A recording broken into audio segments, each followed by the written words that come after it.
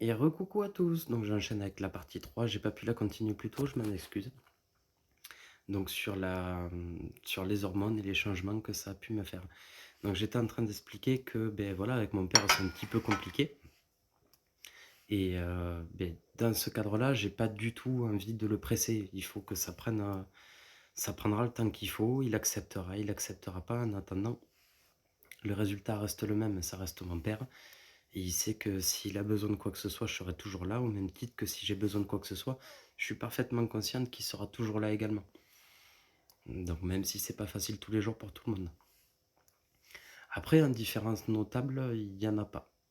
Professionnellement, j'ai perdu quand même pas mal de crédibilité, donc clairement, hein. Mais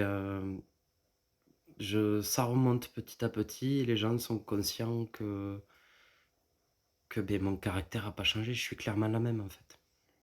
Après, avec les hormones, au niveau de la voix, donc moi j'ai un petit... Excusez-moi, je me démaquille en même temps. J'ai quelques soucis avec ma voix. Je trouve que j'ai une voix beaucoup trop grave en fait pour... C'est cool, vous allez me voir démaquiller, ça fait peur.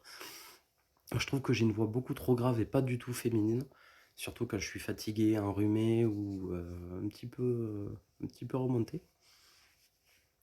Et bon, faut savoir que pour une femme qui souhaite devenir un homme, la voix va changer, une mue va se faire, en fait, il va pouvoir avoir une voix un petit peu plus grave, enfin un petit peu plus masculine. Dans mon cas à moi, et comme beaucoup d'autres, comme toutes d'ailleurs, les hormones, nous, ne changent absolument pas le timbre de voix. On a déjà mué et c'est pas réversible. Et il s'avère que dans ma région, ben, il n'y a pas du tout de... Je me suis pas mal renseigné, il n'y a pas du tout d'orthophoniste qui s'en occupe. Ça me ferait partir à Toulouse. Et du coup, c'est le bordel. Ça deviendrait très compliqué.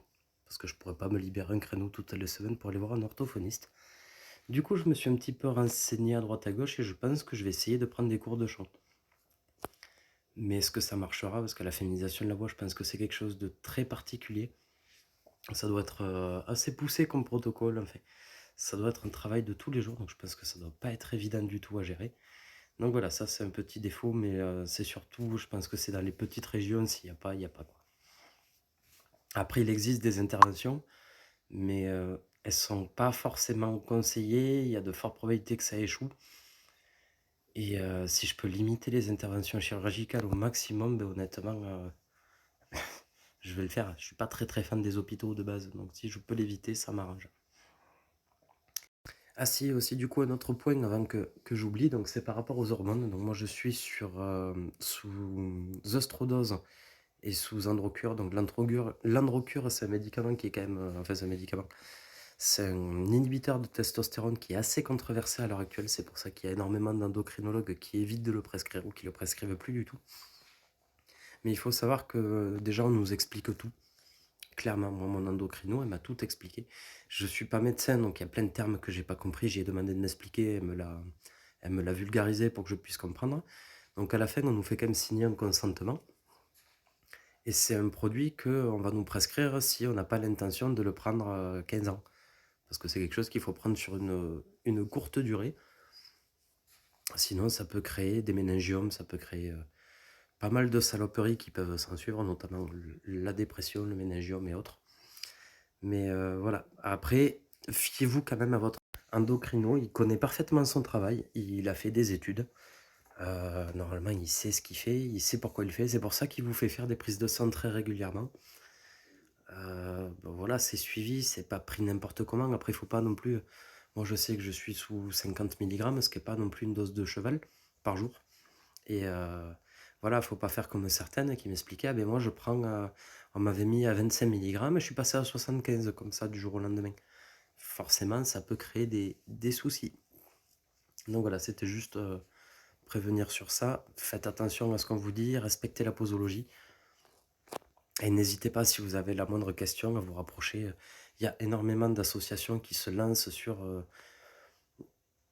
tous les sujets, on va dire, qui peuvent nous concerner, que ce soit sur la transidentité, sur les protocoles, tout. Il y a même un côté administratif qui nous explique, bon, pas partout, mais il y a un côté administratif qui nous explique comment remplir certains formulaires, pardon, le pourquoi, le comment, en fait.